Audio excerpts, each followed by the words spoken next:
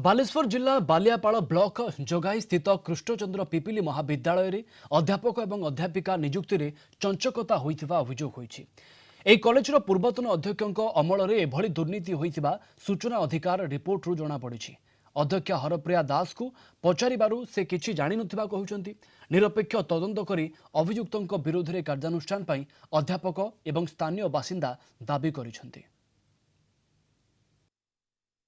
1994 मु ग्रांट ने पाइबा कथा किंतु चंचकता करी सेतबेलर प्रिंसिपाल अनंत कुमार चांद भारप्राप्त अध्यक्ष से मोर अप्रूवाल करना जहाँपाई आज पर्यंत मु ग्रांट ने पाइबार वंचित अच्छी।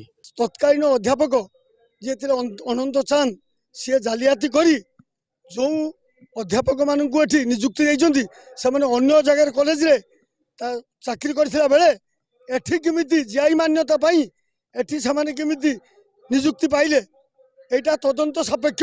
तो दक्षिण बालियापाड़ सबुठ बड़ शिक्षानुष्ठान कृष्णचंद्र पिपिली महाविद्यालय से महाविद्यालय रे जे डोनर जे दाता थिले तांकू आउट कर गवर्निंग बॉडी रु से अध्यक्ष जो अच्छा अनंत कुमार चांद से निजे से केमिति जीआईए मान्यता पाइबे से उद्देश्य से निजे और सहित 5 जन अध्यापक को नहीं जीआईए मान्यता पाई एक व्यापक जालियाती करथिले। मु ए विषय तो दुर्नीति कौन है जाने ना मत 16/3/88 रे तत्कालीन गवर्निंग बॉडी नियुक्ति देइथिला।